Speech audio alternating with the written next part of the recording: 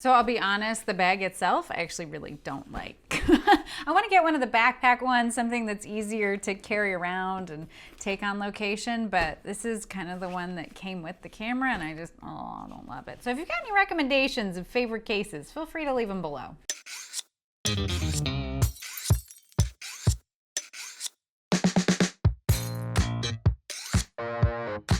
What's shakin' bacon? I'm Joni Simon. Welcome to my studio. This is where I do food photography. So if you're into that, you go ahead and hit the subscribe button. And today we are diving into my camera bag and what I bring with me to a regular restaurant shoot. Now, as you may well know, every single shoot is completely different. So the gear kind of changes depending on the situation. But in general, here are kind of some of the basics that I bring with me to a restaurant shoot. So today I'm shooting on location for a longtime client. Been shooting them for the last couple of years, connected to them through their PR agency, a good friend of mine. And so they are kind of overhauling their concept and their menu. And so I'm going in to capture, of course, all of the new menu items, as well as do a couple headshots of the staff. And this is a very basic shoot in the sense that the chef is doing all of the styling and the plating.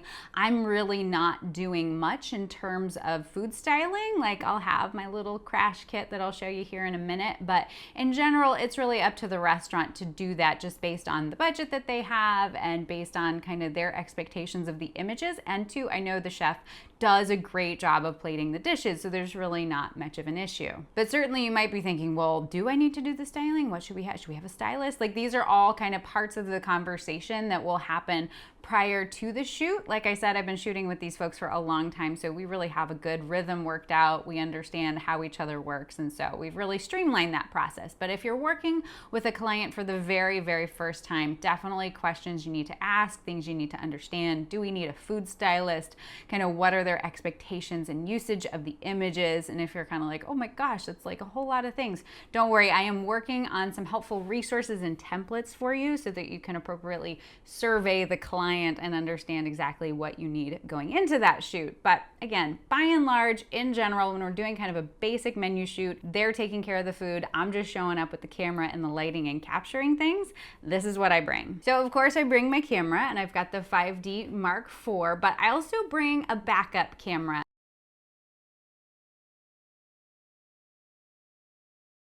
And so over the years, I've collected quite a few cameras, but currently for backup, I use the Canon 70D. And then of course, I also bring fully charged batteries. I also bring the battery charger just because I'm eternally paranoid. Now, this shoot will probably only take about 2 hours to complete, so it's not going to be a ton of time on location. I'm not going to be going through a ton of batteries. I'm also not shooting tethered, so I won't have the camera kind of constantly in the live view mode draining my batteries, but it's good just in case to have a backup, have plenty of batteries. And then I also bring 2 empty memory cards, again, making sure that those memory cards are fully empty and ready to go, which also just makes it easier when you get back home and you're ready to start your editing process, that you know everything on that card is just from that shoot. And you're not like, wait, that was from that shoot and that was from that shoot. Oh, it turns into a workflow nightmare. And then of course I also bring lenses, and I bring the 3 lenses that I own. I don't own a ton of lenses. Maybe that's bad. No, that's not bad.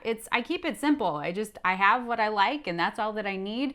I don't need to bring a bunch of extra junk. So for the most part on location, what I will use is the 100mm macro lens, which I'll use for tight close-up shots, some really great detail shots, although you can get a little further away from it and it'll really compress the background nicely. So most head-on and 3/4 angle shots, I will shoot with the 100mm macro. And then for overhead shots and for the portraits, I use the 24-70 f2.8 lens. It's a really great versatile lens. It covers a really nice wide spectrum. It's great for the overhead, like full table shot that we'll get at the end when we've got all the dishes that have come out and the ones that still look mostly okay. Then we'll throw it all together on a table to get that really nice big overhead shot. But it also, at the 70mm, takes some really lovely portraits.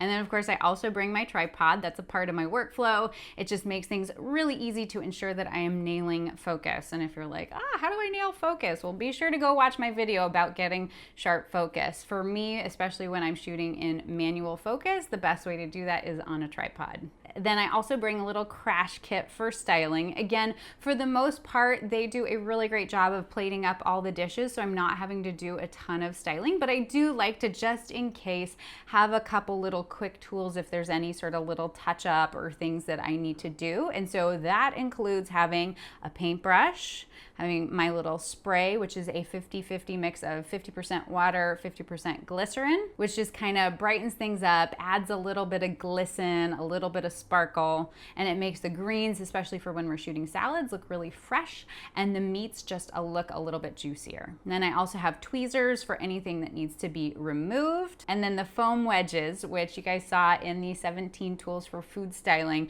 I just use that for, propping little things up. I generally am not using that for shoots like this, but every so often there's just something we need to kind of tilt up and bring up a little bit. Those little foam wedges are rock stars for that. And then I also bring a lint-free towel. Now, of course, I could rely on the towels that they have there at the restaurant, but a lot of times I've found those have a lot of lint on them. And so as soon as you've wiped up something or fixed something, then all of a sudden you've got lint in the scene and it's no bueno. And then there's lighting. And like we talked about a couple weeks in the video all about artificial lighting and what's kind of the difference between the different types, I will always take some sort of flash-based lighting with me. And now in this scenario, I do know, because I've shot there a lot of times, I'm familiar with the space, I know how it works and how it works at different times of the day, that I'm gonna really be able to use some beautiful natural light. But I do like to just supplement that and have a little added control by bringing the flash with me. But I'm not packing a ton of gear, I just wanna keep it simple and lightweight. And so what I will generally pack in this situation is my speed light along with the trigger that goes with it, and then the mounting bracket that it goes on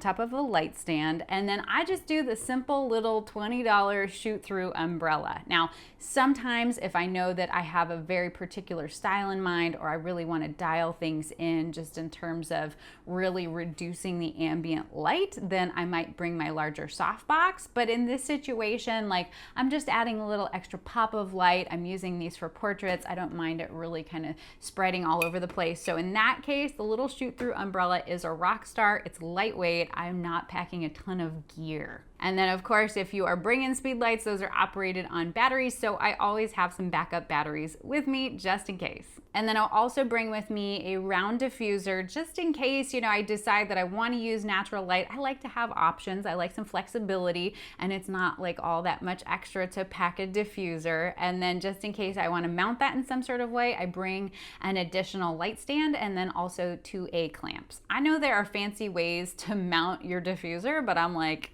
I got A-clamps from Home Depot and I got a cheap light stand, and that totally works. So, and if you've got any questions about any of this gear, I've got it all linked down below. And then finally, in the lighting department, I also, in this case, will bring a white bounce card. Sometimes I will bring the black cards, but in this case, we're really going for light and open and natural. We're really not looking for anything too moody or shadowy, so it's really not necessary to bring the black cards in this situation. But for sure, to have a little bit of extra bounce, a little bit of extra fill, just to brighten things up, a V-flat is great for that. Sometimes you call them a V-flat, a bounce card, a white card. There's all sorts of things you can call it. Whatever you want to call it, bring it. And then the very last thing that I'm going to bring along with me on this shoot is just a couple of backgrounds. So I am going to bring my rustic wood background, which really complements kind of the rustic feel of some of their dishes, especially the barbecue items. And then I'll also bring just the basic like marble ink and elm vinyl backdrop, just in case like maybe there's some cocktails or there's something that would make sense to shoot on white. Again, I like to have some versatility, but when I'm shooting in a restaurant, I really do like to get a sense of the ambiance and the feel of the restaurant, so shooting on the table. But it's also helpful just for flexibility's sake to have a couple backgrounds with you. So that is all I'm bringing with me today. And all in all, not a ton of gear. And if you really start to shoot a lot of restaurants, you'll see that you just really want to simplify what you're packing. You don't want to take a bunch of extra miscellaneous stuff if you don't have to. But as I mentioned, every single shoot is different depending on the environment, depending on the situation, depending on where the shots are going, the kind of work that we're doing, who's involved, yada, yada, yada, and more to come on all of that in upcoming videos. So hopefully this was helpful. Certainly if you have any questions about the gear, you've got the comments section below. And if you're shooting in restaurants, I'd love to hear what you bring with you in your camera bag. What are those like non-negotiable things you have to have with you? And so I hope you have a fantastic day. I hope you stay out of trouble, or at least try to. And I'll see you next week, okay? Bye.